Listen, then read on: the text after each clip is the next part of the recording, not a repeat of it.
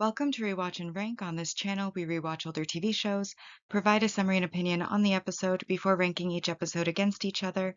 And today's episode is Bleach, Soul Society, the Sneak Entry Arc, Episode 30, Renji's Confrontation. Episode in a nutshell is a brief reminder of what happened in the episode.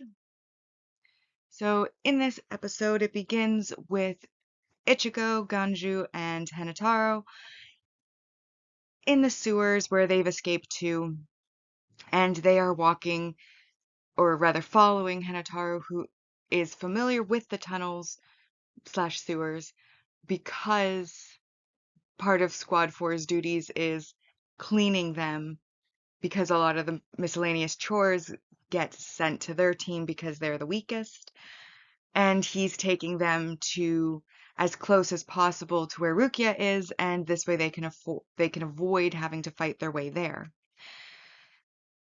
While they're taking a little bit of a break, Hanataro basically is confronted by Ichigo, who says, "Why are you helping us? Like, you don't really have a reason to. We are breaking in. Everybody else is trying to stop us."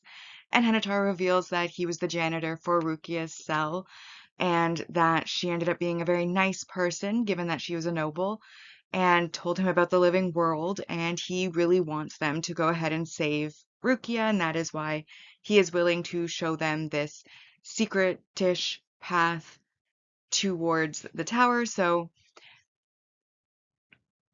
we see some flashbacks of his interactions with Rukia before Ichigo then becomes somewhat inspired by what Hanataro is saying Rukia said about him, to go and save her. So he gets up, he power walks, and they eventually reach the end. Meanwhile, while they're in the tunnels, we have the lieutenants all meeting and getting a report, and when Renji hears the report, he then sneaks out the back. We then also catch up with Chad, who's still running after trying to find everybody. We catch up with Inoue and Ishida, who are also still sneaking around. Kenpachi is still lost, but he does sense the beginning of the fight between Renji and Ichigo, and basically decides that if Ichigo can't even defeat a lieutenant, then he's not worth fighting. And as that little spoiler indicates, once they get out of the tunnel, at first they think the coast is clear, but then as they head towards the stairs that will head up into like the main centralized area and where the White Tower is, they see someone on the stairs, which is revealed to be Renji, who then comes to confront Ichigo, and that's when their battle begins. And with all the battles, it's always a push and pull, so Ichigo comes out strong at the start, pushing Renji back into the cliff. Renji then basically goes, "You know what, when we were in the human world, my strength was reduced by 5 times. I'm so much stronger now." He releases Zabimaru and sends Ichigo into a building, and then Ichigo comes out of the building and being like, "Well, if that's how strong you are at your real strength, I'll have no problem saving Rukia. Couldn't speak for a moment there.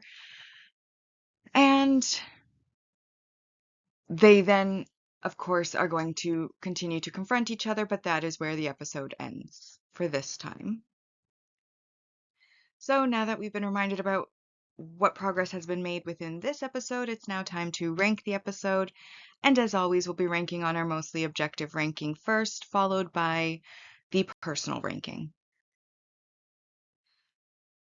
So on our mostly objective rank values, the ones that apply to this episode weren't many because it was mostly flashbacks and a starting of a fight scene. But what we did learn is we did meet 2 new lieutenants that had entered the building where all of the lieutenants were gathering. One was Chojiro Sasakibe, and then the other one was Mauricio Omeda. They didn't have a lot of, they each had like a line. They were standing there. They didn't really get like much screen time, but it's still where they are introduced first time we see them, and that is worth 3 points each, bringing us to 6 points. And then I also felt that we finally got a little bit more progression towards the main plot, which is to save Rukia, because they did finally make it to like the base of the location where the tower is. They're still a long way off from the tower, but they've finally made it past like the regular little like a maze of streets and are at the base of the hill. Of course, this is where Renji is now going to be confronting them. But I did feel like finally I felt like there was some progress, because up to now it's basically been like running through a maze and getting delayed, and now they're finally at least at the base. Though, spoilers, whether they stay there very long remains to be seen. Either way, I gave that another 3 points, which brings us now to 9 points for this episode. And that brings our mostly objective ranking list so far to first, Enter the World of the Shinigami, The Man Who Hates Shinigami, Assemble the Gotai 13, Formation the Worst Tag. This episode came in 5th, Renji's Confrontation.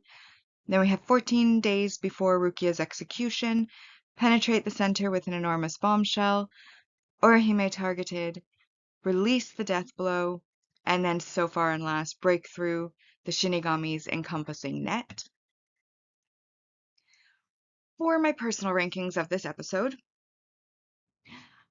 it is one of the higher ranking episodes in my opinion so far. The beginning was a bit boring, I'll be honest. It was basically flashbacks of Hinataro, who honestly is a bit...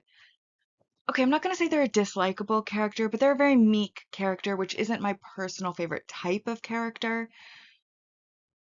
But there was a little bit of comedic gold in the little flashback when he's asking Ruki about the living world. I love that her first thing that she's going to talk about is the juice box and how it's a very difficult beverage that requires a trick to drink it. And even if you know the trick, you may still not be able to get into the drink. And how, he was the one who taught her how to drink it. And it just brings me back to like one of the early episodes. One of my favorite bits of comedy that they had was on the school roof when Rukia was like having so much trouble with that juice box. I think it was like second or third episode. I can't remember exactly which one. But I love that they brought that back, because that was probably one of my favorite little gag jokes that they had going on in the beginning. And that she still kind of remembers it, and it's like a sore spot for her that she had such trouble with the drink. Love that. But then they talk about, she talks about some other things with Ichigo, and then mentions how, because of her, his fate was twisted, and now he was like seriously injured. And that's what gives him that inspiration to power walk, and also the fact that he's in a maze of sewers, he has no idea where he's going, and after getting inspired, he just decides to like power walk ahead of the guide with no idea that he's going in the right direction or not. Also found that funny. But the main reason for the higher ranking is that we now are into our next fight, which is Renji versus Ichigo, and I like that it's kind of a grudge match, because obviously Ichigo was originally fighting against Renji when they came to collect Rukia at the end of the last arc, and now we're kind of getting a rematch where Renji's at his full strength, but Ichigo also has his new strength that's actually his own power.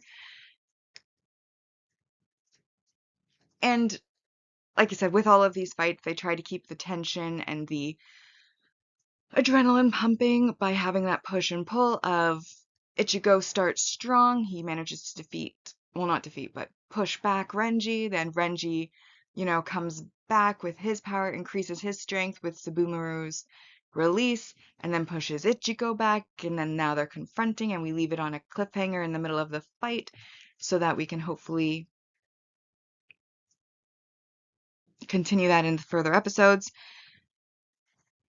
Now, I do also want to say, for the record, that I like Kenpachi. I think he's a great character, and I just absolutely love his interactions with his lieutenant, and also the fact that he is just like perpetually lost so far in the entire start of this arc. Either way, all of that to say, or to bring it together, is 7 out of 10 for this. Oh my god, I can't speak today. The score for this episode today, taking into consideration everything I have said so far, is 7 out of 10. And that brings the personal ranking to: in first, enter the world of the Shinigami. Formation, the worst tag. Penetrate the center with an enormous bombshell. Renji's confrontation this episode comes in fourth. Then assemble the Gotai 13, 14 days before Rukia's execution. Release the death blow. Break through the Shinigami's encompassing net. The Man Who Hates Shinigami, and then in last place for me so far, Orihime Targeted. Bringing us now to the series ranking so far, and on our mostly objective ranking, Agent of the Shinigami arc is in first with 84%, and Soul Society, the Sneak Entry arc, is at 80 out of 210, and I've just realized that that is not a very good name for this arc because they did not sneak in at all. They were discovered immediately. Though to be fair, Chad, Ishida, and Inoue are actually doing an okay job of sneaking around. They've had minor confrontations, but then they've been able to go back to sneaking, but Ichigo and the others, and Ganju, not very good at sneaking. Anyways, then the personal side, Agent of the Shinigami arc is also in first place so far with 63%, and then Soul Society, the Sneak Entry arc, is currently at 57 out of 210. And with that, we've now rewatched and ranked Bleach, Soul Society, the Sneak Entry arc, episode 30, Renji's Confrontation. Like and subscribe if you'd like to, and I'll see you in the next episode.